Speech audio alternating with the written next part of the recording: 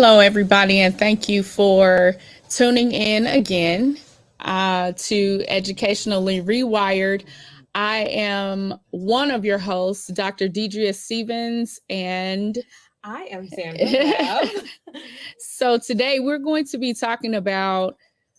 Our caption was "You ain't that special." Oh yes, honey. Right. So today we're basically talking about special education and like what's happening in public schools as it relates to special education, Yes. right? Because we've all, everybody has somebody, and if you are in education in any capacity, then everybody knows about the SPED meetings. Yes. Okay, your day can be going great, and then you get this notification that you have an IEP meeting that you need to attend to. Right.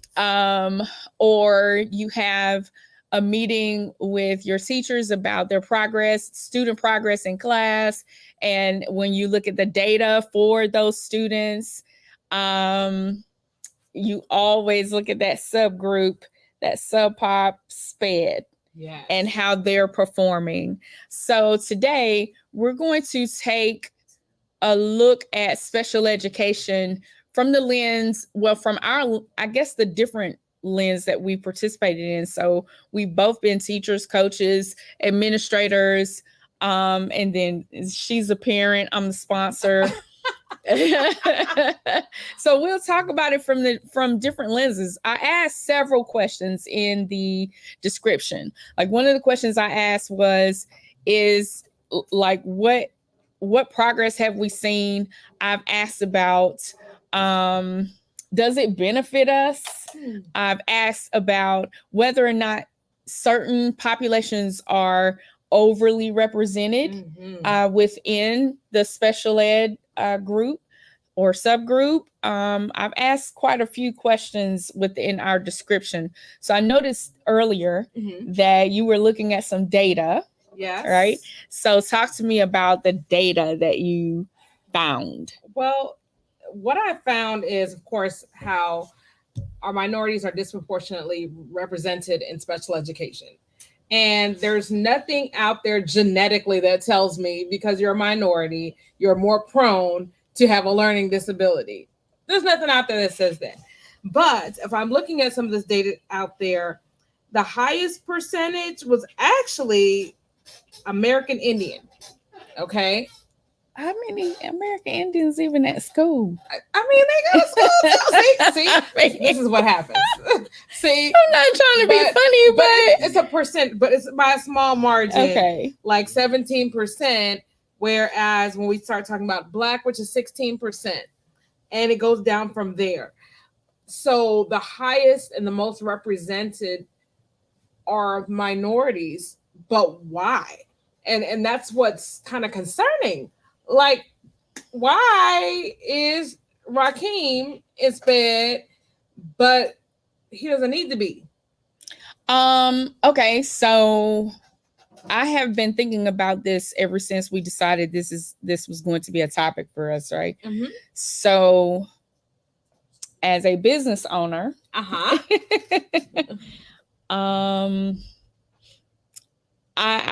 see school differently. Okay.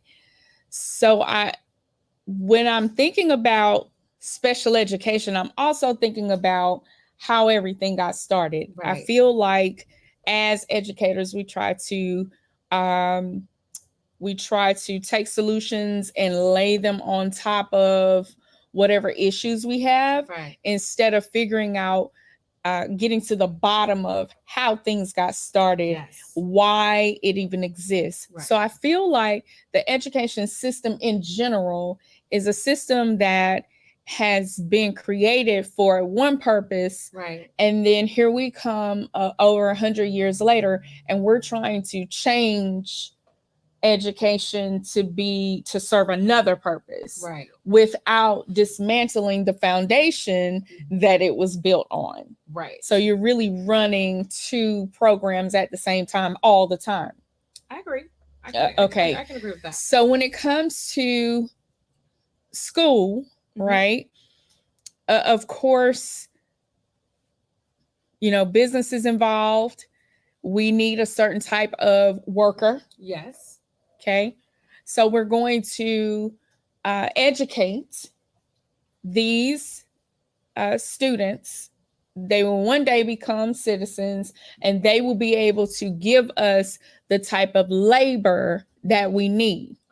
Okay, so I hear complaints from parents. Hey, Larry Peters. Hey. He said, I see you, Miss Zandra Webb.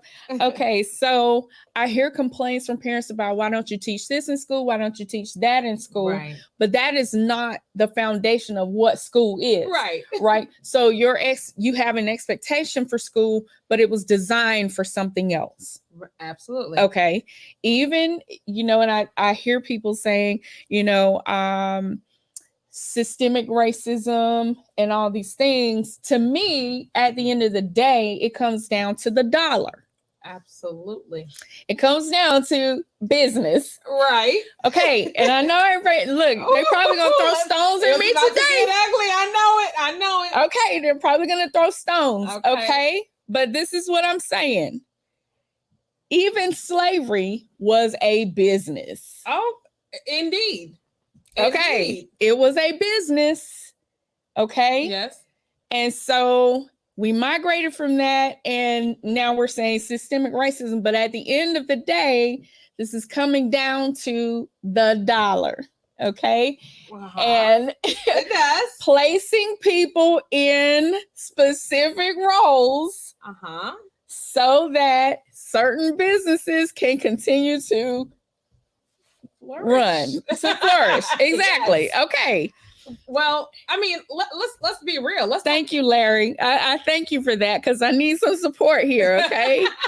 Well, let's talk about the fact that, and many may not know, if they're not in the educational sector, they don't realize that there's more money that goes into school for every student that's coded SPED. And so, okay, let's start there. Okay, so going back to what I was saying. Okay, so then I get that, because originally when SPED first started, it was not created to address all these different labels that we have now. Right? It wasn't for that. It was for like extreme disabilities. Right. Okay, and then as time progressed, differences were then coded as disabilities. Correct.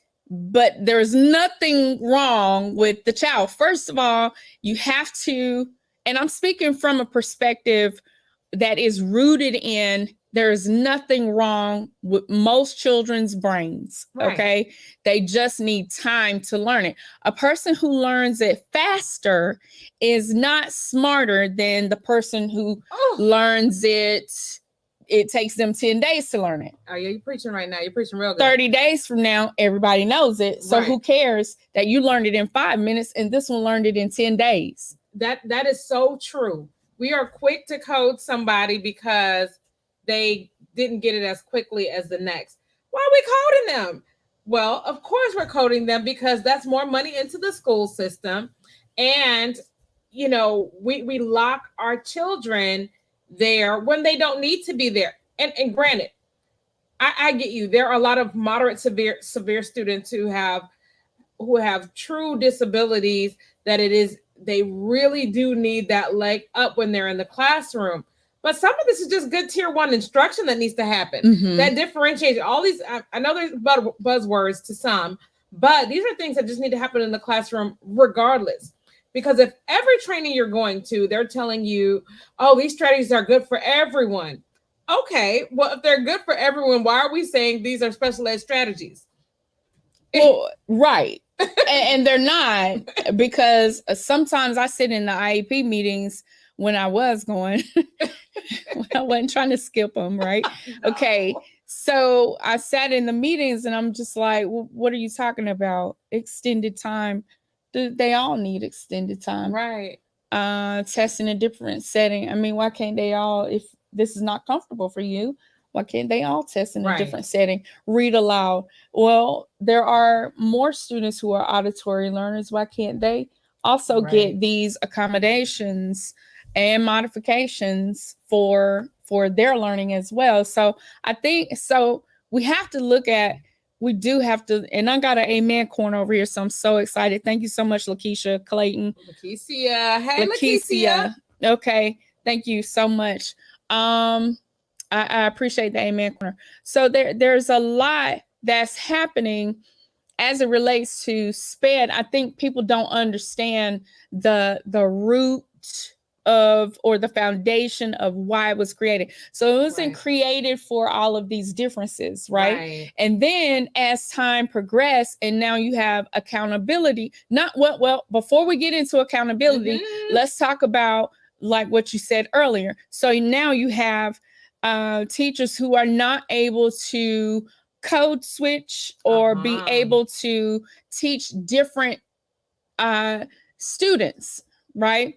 So if I can't teach you, then there must be something wrong with you, right? Because I'm the professional. Now, at the end of the day, and I know this might be a lot, but I really don't care at this point.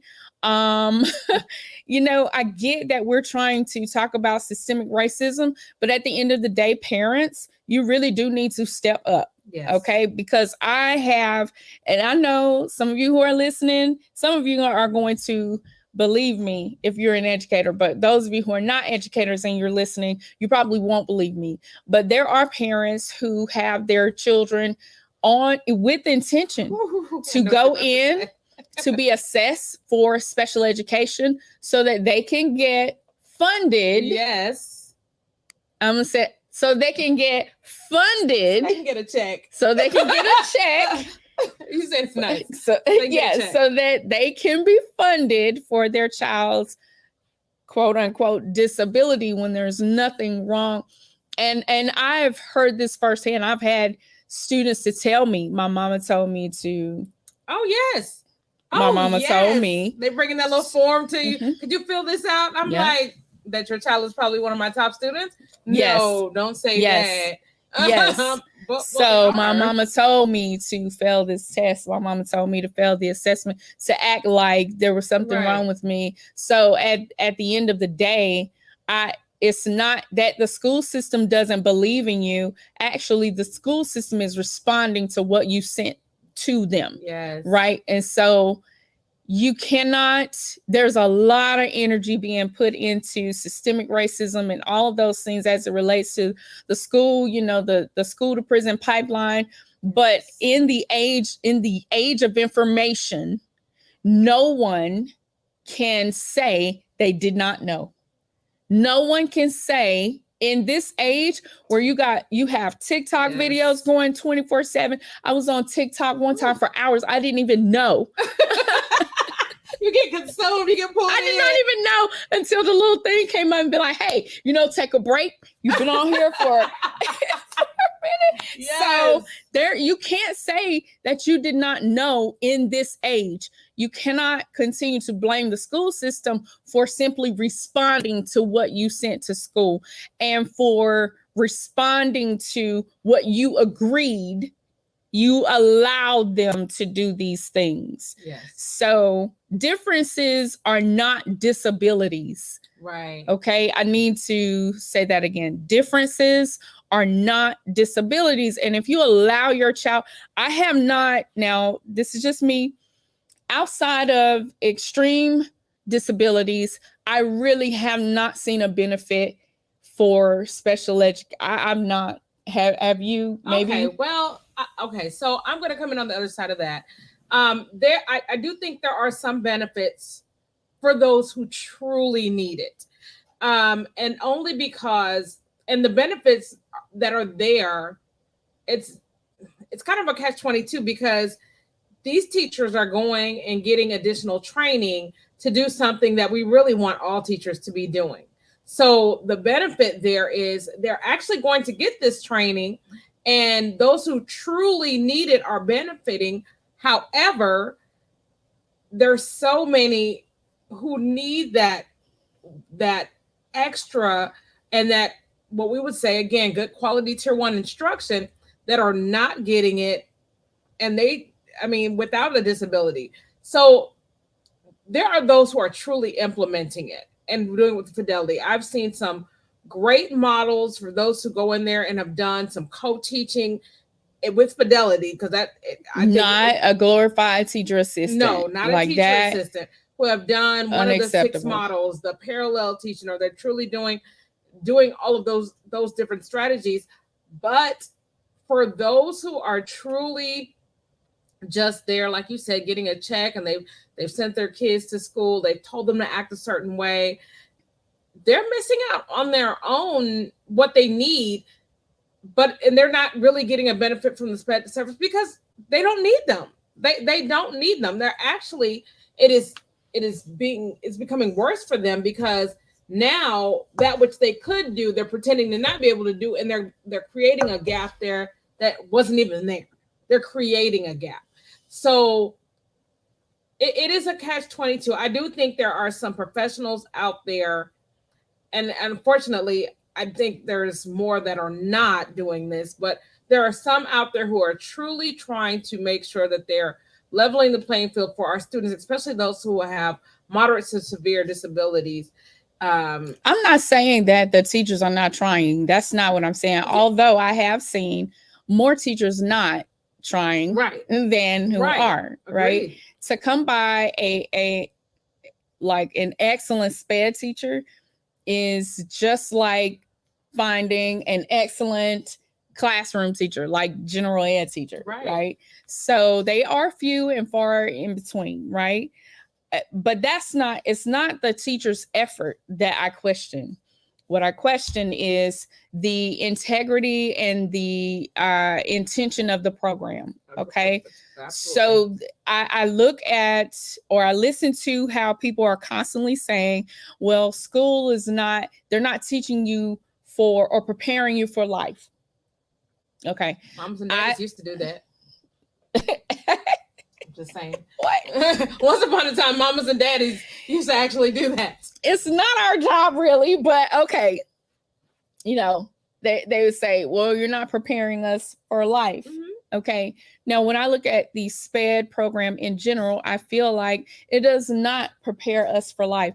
The intention of the program is not to get me behind. Right.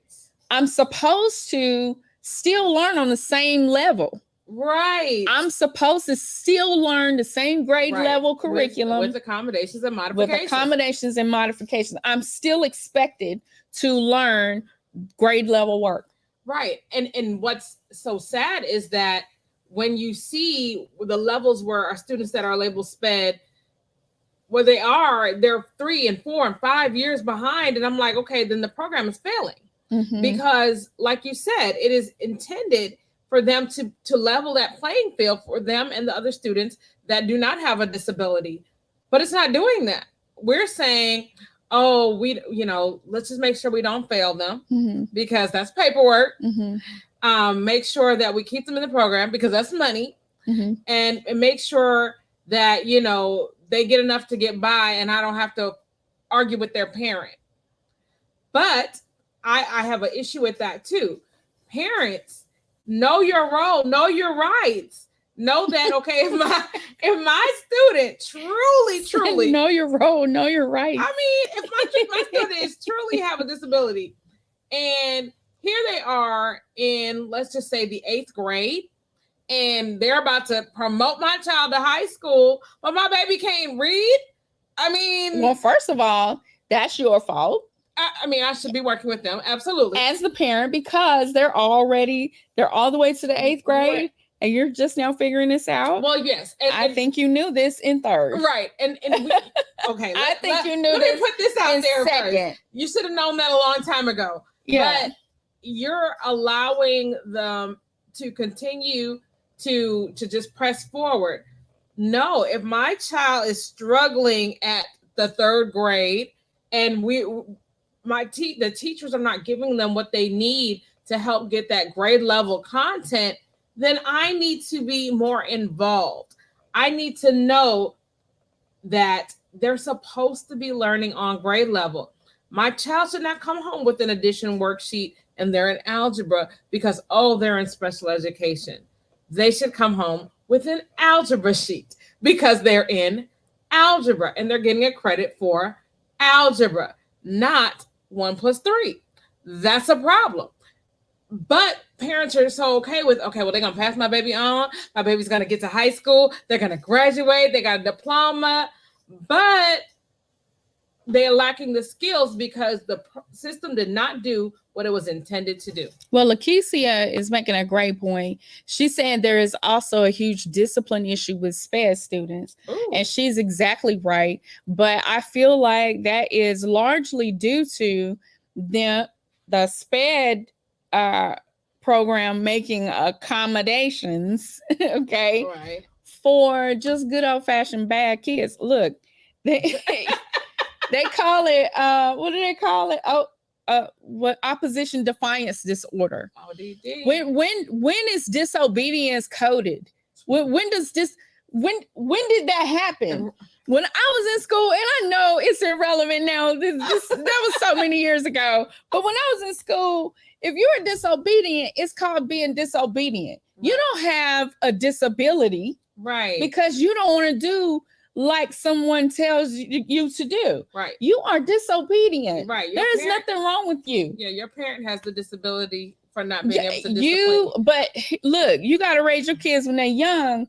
See, when they were little and they defied what you said, it was funny. Oh, it's real funny now. It was funny. We can put it on TikTok. TikTok. I see it all the time. Yeah. And they don't even know you putting your little, I'm sorry, but you putting your bad kids on on TikTok, Facebook, on Twitter, like everywhere. And to you, a kindergarten student talking to a kindergarten teacher like she is an adult, you know, with all that. That is the beginning of trouble. Right. I don't understand. and this wasn't necessarily meant to be a parent show, but I mean, hey, look. Coming back to the parents. Because at the end of the day, you need to snatch them up. That's fine. You want to do timeout, your little timeout. Do your little timeout then. And be consistent about your little timeout. Right. You know? It's for those of us who were raised in the country, if you want to get your belt out or your whoop, dancing cord, shoe, house shoe, however, but that is not receiver. It is not cute. It is not cute. Right. And so by the time you realize it's not cute, they've already been labeled in special ed and they tore up somebody's classroom, throwing desks and chairs. When we did not have a lot of kids throwing desks and chairs. No. And I'm sorry, I think that it's largely due to the exposure that the kids have now to all these different, and that's fine, but you're going to have to raise your kids differently too, and do your due diligence on making sure they're not exposed to certain things. Let your kids be kids. Right. Teach them while they're young. You're looking at them as these are kids and it's cute. But these same kids grow up to be adults with the very same behavior. It's just adult behavior. How many times have you seen an adult like go off?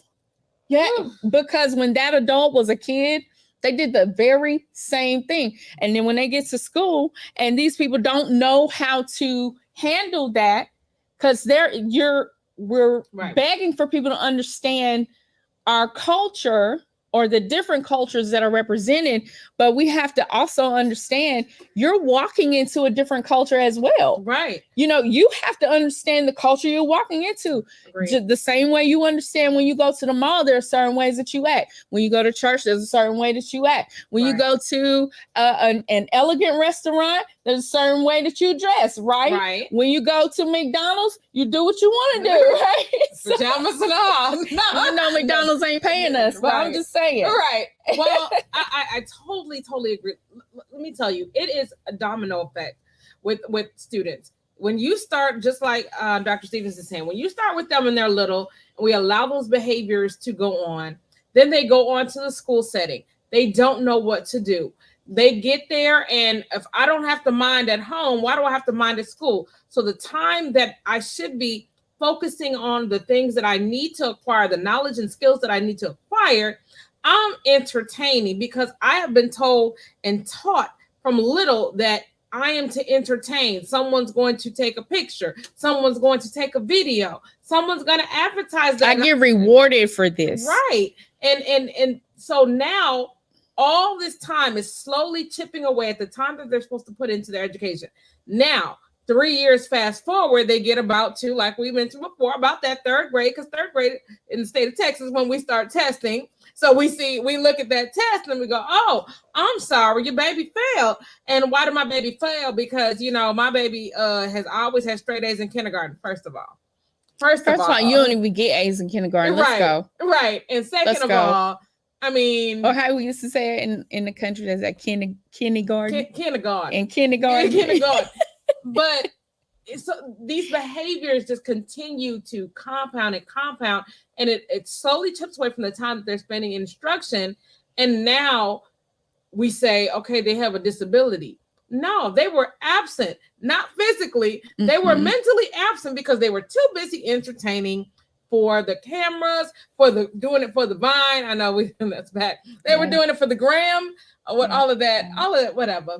Don't talk about me. No. But they're too busy doing it for that, and we don't. They're missing things. Let me tell you something. And they're being labeled. They're being labeled, and then we want to say systemic racism, but you. At the end of the day, you contributed to systemic racism because you behaved in a manner that was expected. They prepared for that behavior. They didn't necessarily prepare for you. They prepared for that behavior. And so you fed that behavior. Absolutely. So at the end of the day, we talk about how the school doesn't believe, special education program, don't believe in the kids, blah, blah, blah. No, parents, you don't believe in your kids. Yes. For you to allow your children to participate. And we're educators and we're sitting here telling you, do not, if you can, do not. I would not. If at all possible, it would be my very, very, very, very last resort. I would pay for a tutor. I would pay for a whole different teacher. I would pay anything not to have my child enter into that track. At the end of the day, you are entering into a track. They don't want to say that, but that is exactly what is happening. And I'm not saying that the special education teachers don't care, because they are just doing their job. What I'm talking about is the nature of the program in general. Right. In general, what job are you going to get and you cannot control yourself? Okay. Right. Where? Right. What did I say? Where did they do that at? Where right. Where can you get a job behaving in that manner? Or they say you have a learning disability. I mean, who doesn't? Right. Who something doesn't? that you don't excel in. And that's where something that we have to just be mindful too as parents. There's something your child may or may not excel in. Yeah. Period. Yeah. My daughter was really good in ELA and reading, and my son was really good in science and math. Now, if you switch that up, we were in all kind of problems. But I had to realize that and just not think, oh, well, my kids are good, or just because they got an A in first grade doesn't mean that they should be taking their AP everything, or they're just like, and it doesn't mean that because they got a B that they weren't just as brilliant, okay? Because we all know that although grades should be based on your mastery and not necessarily your responsibility, because I don't know what teak that is. Grades are really not a good indication of what your students' knowledge. Go on the Texas Education Agency website. Look at the standards for that grade level. Does your child know how to do those things? If they don't know how to do those things at that grade level, then you need to get more involved. Either it's something you need to help reinforce at home by, you said, either yourself or a tutor or something, or, okay, let's have a conversation with the teacher. Why? Okay, can you maybe point out some things that my child is doing? Why are they struggling in this area? Why don't they know this? That can give you some really great insight as to why your child may be struggling. It could be, because your baby was trying to do cartwheels in the corner during that lesson. Bet. Good. I know. The other one may be, hey, your baby really was trying, but they really struggled. They need a little bit more time. Like you said earlier, they need more time, but they can master that. But that takes parents getting involved and teaching discipline. Absolutely. Discipline. Ooh, like, yes. You know, I've experienced students whose parents are concerned about their reading, right? And they're asking me, well, I should get a tutor. Okay. But what are you going to do during the tutorial? Read. So why don't you just read? Right. Read with your baby. Like, read. You the way you get better at reading is by reading. You actually have to read, you know, in order to get better in reading. So let's read. And most of the time, students, if they're not doing well on their tests in reading, it's not always because they can't comprehend the story or they don't know how to read. It's sometimes it is that they are not disciplined enough to sit and read the entire passage. Right. Right. And it's work. I will not deny my daughter was a great reader, but my son, as we found out later on, struggled with dyslexia. Did that mean, okay, no, now woe was you, you're not going to move on?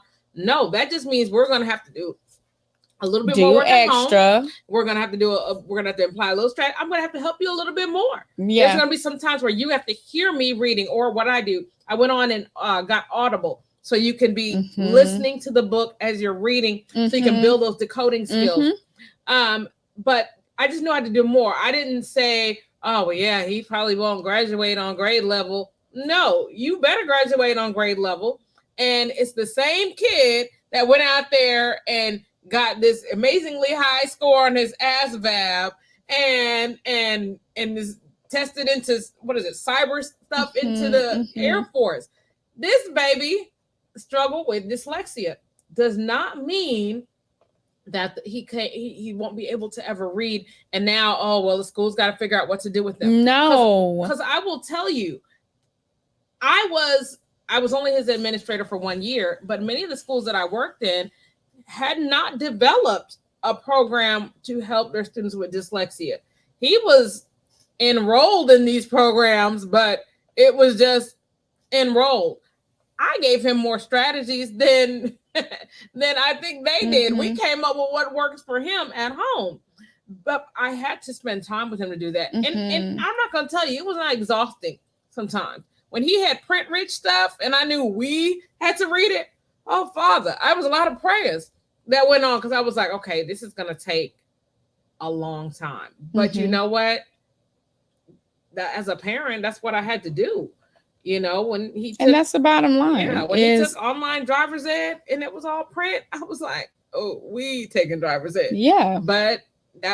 But you had to do whatever was needed in order for him to succeed. And I think that's the missing piece when it comes to special education and parents. I'm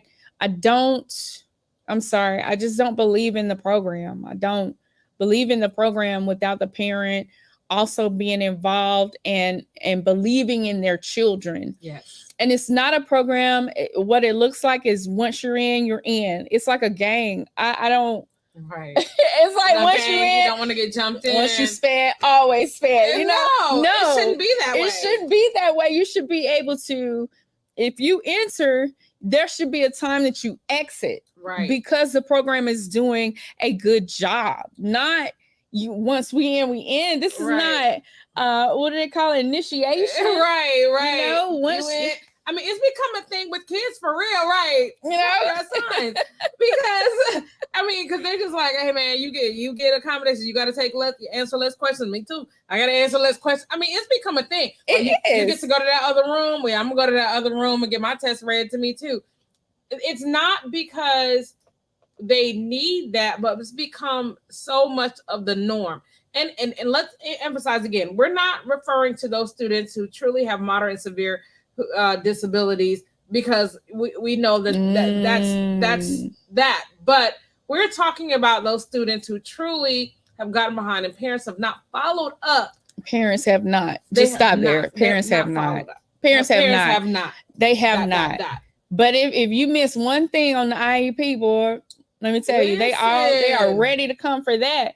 But what you should have been ready to do was not enroll your child in SPED from the get-go. Right. Like, just say, what can we do first? Yeah, what must I do to be saved? Not be part of SPED. Right. I mean, and that's all we're saying. What can be done first? That should be, okay, we've exhausted everything and we realize, okay, this baby truly does need a whole nother level of support. And just because you're tired don't mean you've exhausted everything. Right. It just means your support is coffee. Yeah. That's the support. No, just you being tired does not mean that you have exhausted everything. Right. Or you being impatient as a parent does not mean you have exhausted everything. Right. You having to go to work and do all these other things, you have to. I am not discounting that. These are things that you have to do, but you also need to change your perspective in this sense. One pair of Jordans is 2 hours of tutoring. Woo. That's how you need to translate. Let's do that, man. One pair of Jordans, actually 3. Aren't Jordans like $120 maybe? How like much are Jordans? 200 something? Oh, no. I was like, what is like 200.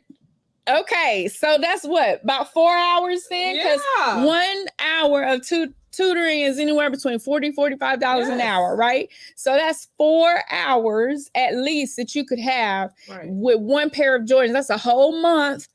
And they're going to be okay because they're not walking anywhere during tutoring. First of all, hey, I remember a time when you had one pair of shoes for school, one pair of shoes for church.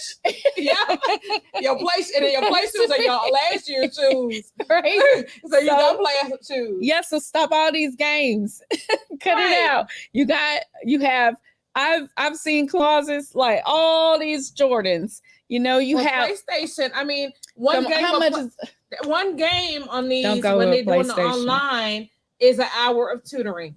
Trust me, I have seen the bills. Not that I pay them because I don't play that, but I've seen those bills. Then you can get tutoring for what you pay for one day or one game. Right. The comment section is going off over here. Oh, yes, okay. Let's hear it. So Lakeisha said, I guess she was talking about when we talked about parents working. She said that should be the goal, but it is hard to get students dismissed. So she's talking about when students enter into SPED, there should also be a time when they exit. Right. And anything that is harder to get out of than it is to get into, you should kind of side eye that. You should side eye that. Why is it hard for me to get out? Debt. This sounds like debt. I'm sorry. I just got a little personal. I didn't get out of it is to get into it. Stay away. Sounds like debt. Sounds like debt. I know. Why is it so hard to get out of SPED? What you mean get my child out? Right. Let us give us free. Okay.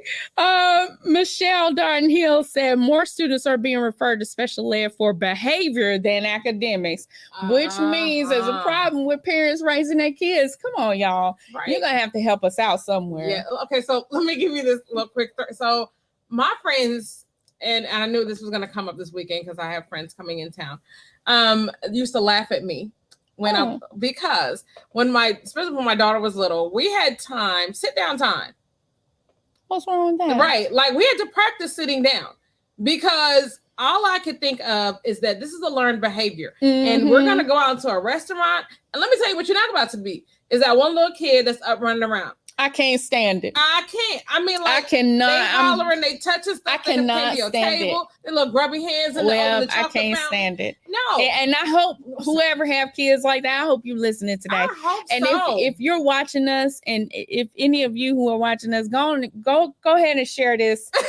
Go ahead and share this, or tag the person with these bad kids, because. Well, now I done messed it up. Messed it up. That. But I mean, tag, for real. Tag their neighbor. Right, because think about it. I mean, they had to know what it felt like, what it's to sit down and be still. We had times when we stopped, and when they did that, I mean, of course being still though without being hypnoptized. Let's talk about it, because they have these tablets and phones. We had a book. I would give them a book, and this is it wasn't sit in front of the television either, because we had set times for that. But here's a book, because you're already struggling with your reading, baby. So we're gonna have you sit down and read, build your fluency. It could be whatever you like to read, honey. But you're gonna sit down for this 30 minutes, or you're gonna sit down and then you can go do what you do. All right, guess what? It's time to sit down again, just so you have that. So when I look at you with that side eye in the restaurant and say, sit down, you already know. We don't even have to pretend. You don't have to look at me and be like, we don't sit down in the house. No, sit down.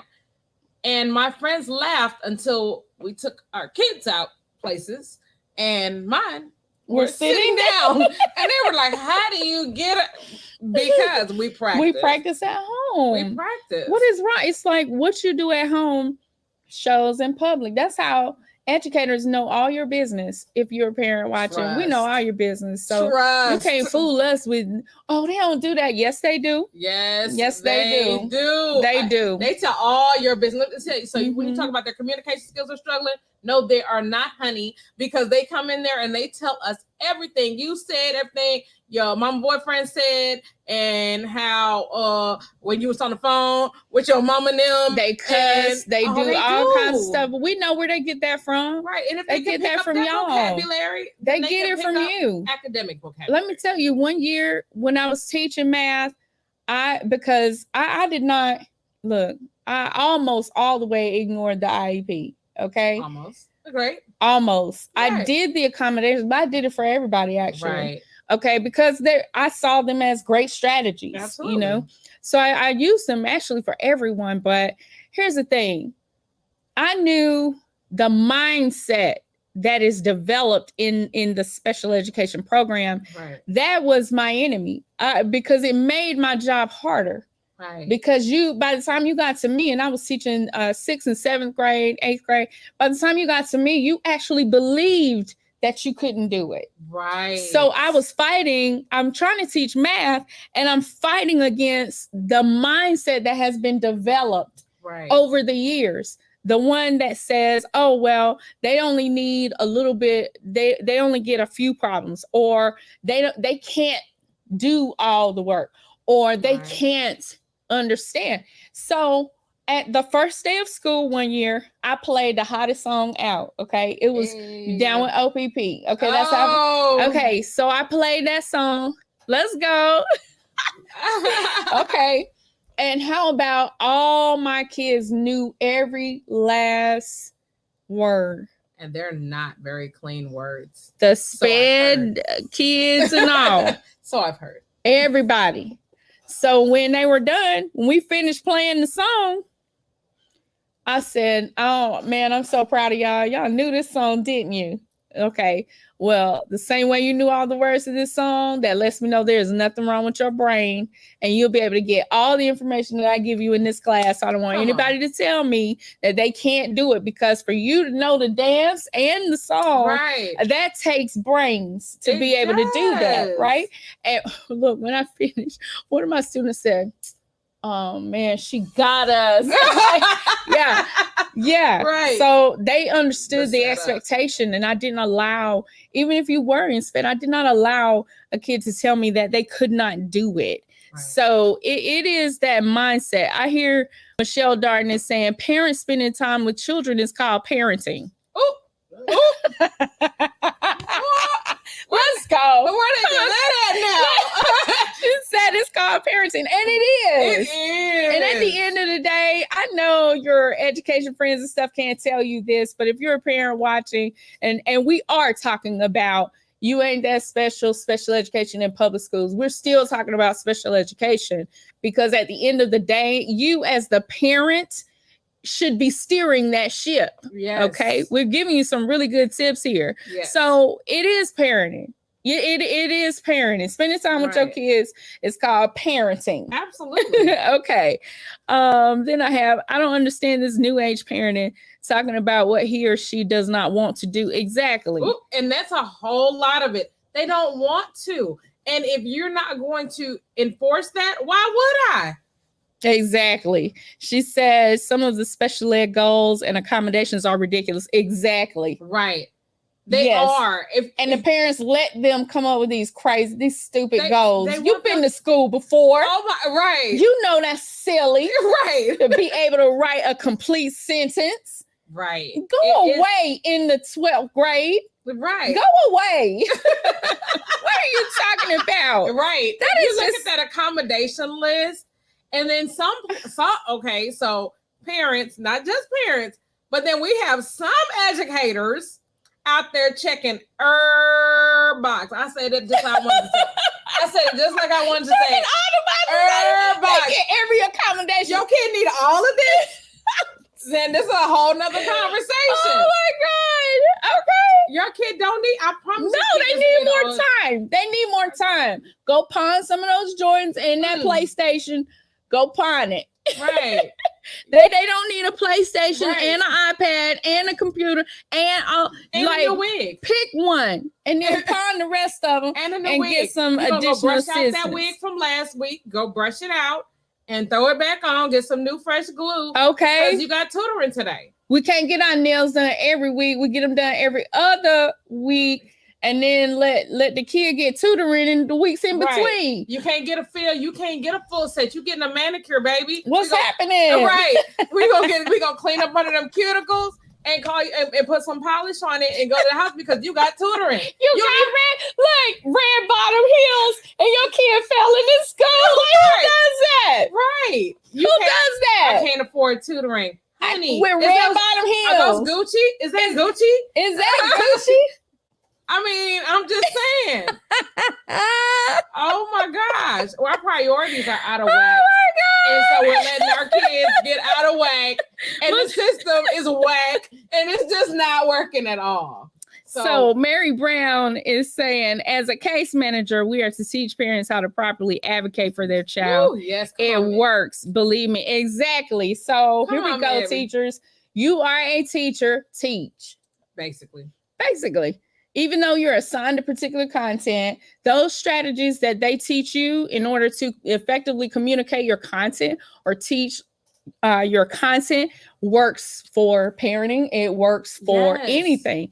If you really grasp pedagogy, it works in life. It does.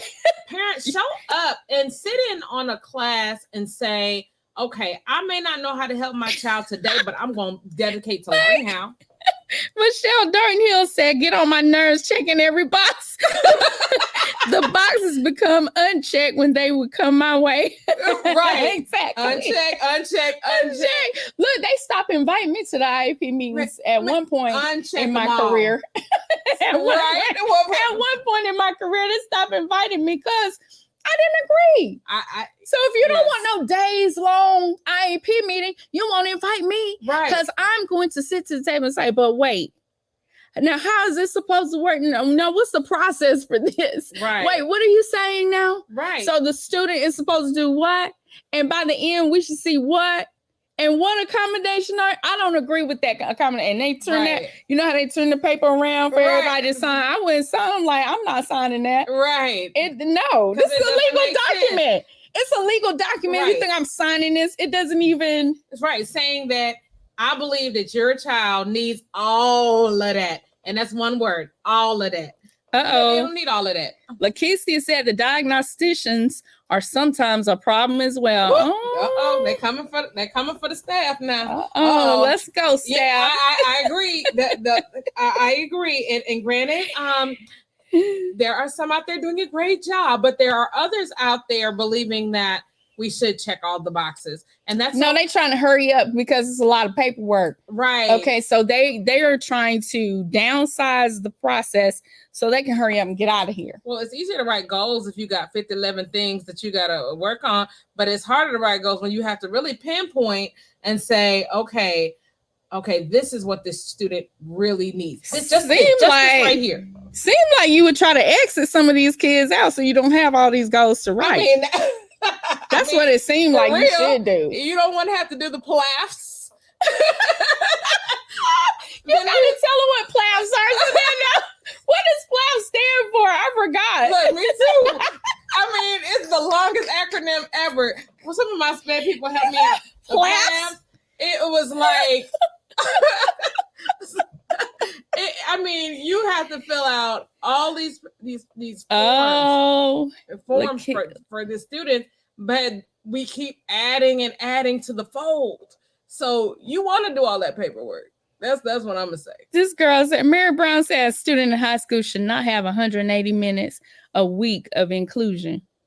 Wow. No, exactly. Should not have 180 minutes of inclusion a week. By the time, okay, so parents, here you go.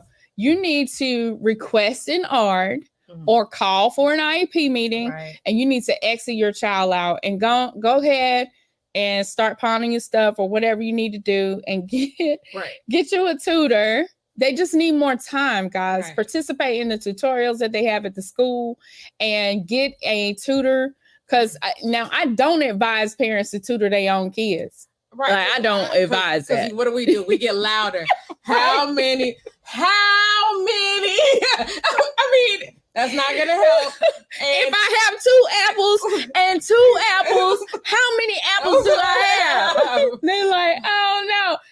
2 apples and 2 apples. That does not change. I know it doesn't change. Okay. So Lakeisha said that we were right. They also don't want to be honest with parents to keep the peace. Ooh. So that's true. That's true, Lakeisha. That is true. Okay. Right, because they don't want their auntie and them coming up there saying, no, my baby need this because they need that check coming. So we need to just hush that parent. We don't want them to try to tie us up in litigation. So we just give them whatever they want. We have to stop that. Well, tie me up in litigation because I believe in your kid. Like, no. Right. No. Because that's what I'm going to tell. That's what I'm going to tell the judge.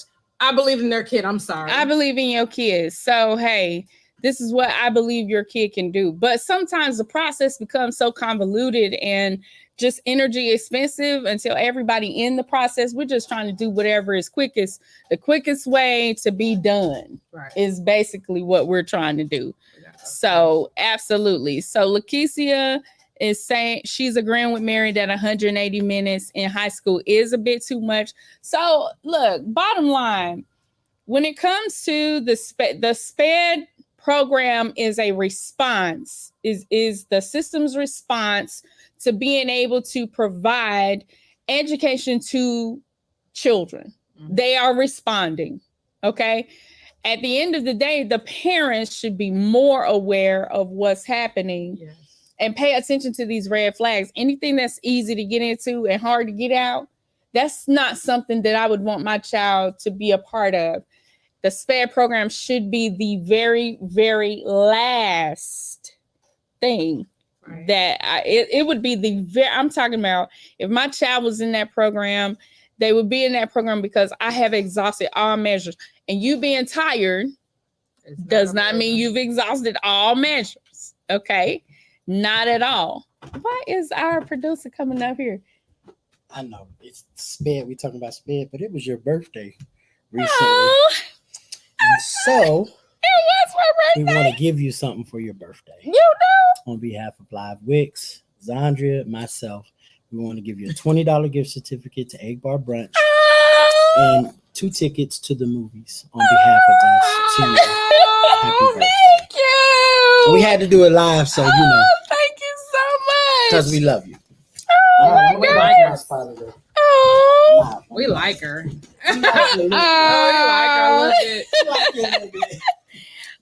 For my birthday, I would like for the SPED population.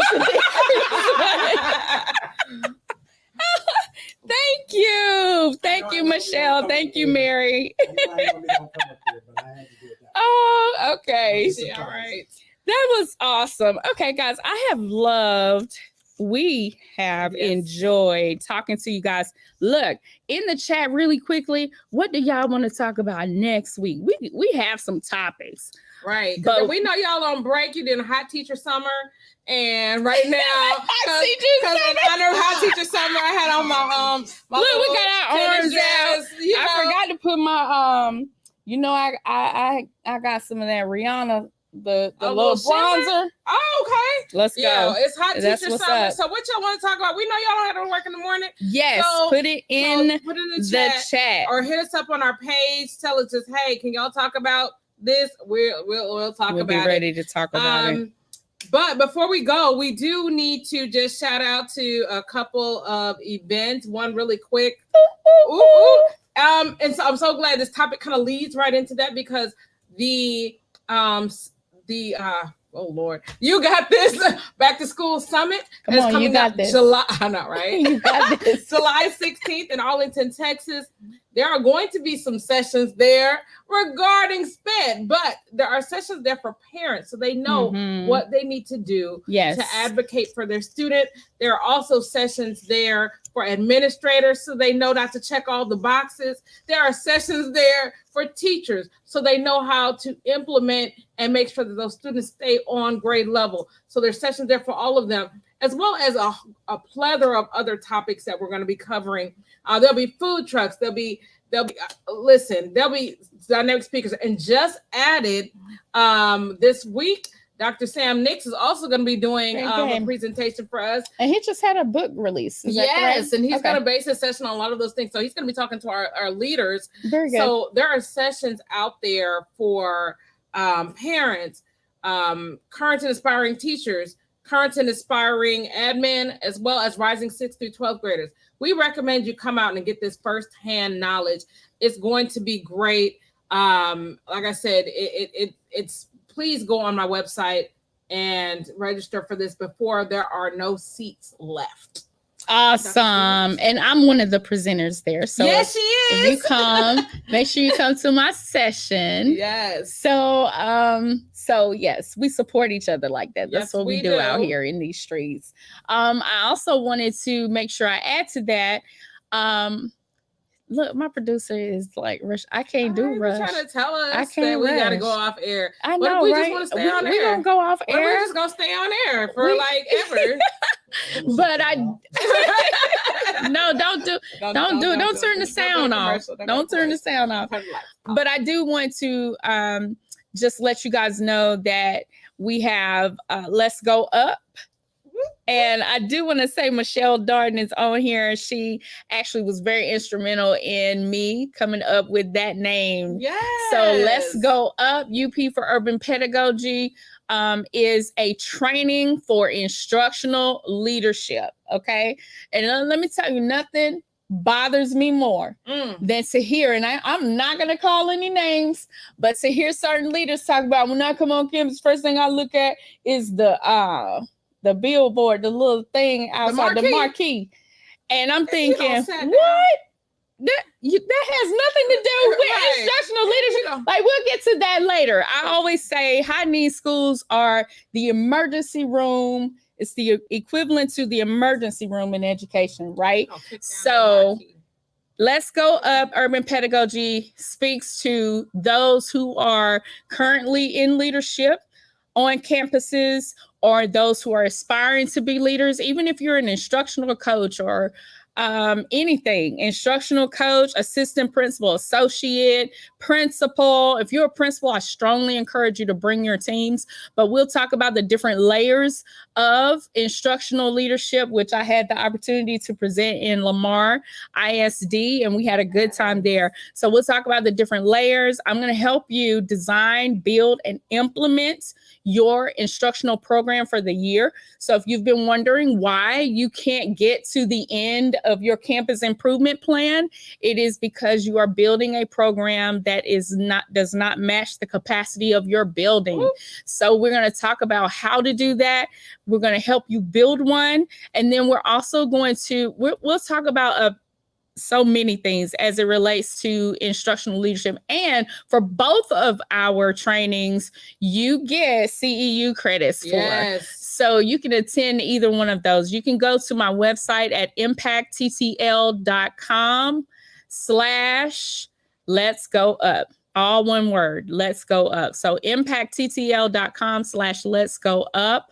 Unfortunately and fortunately, my session for June is booked.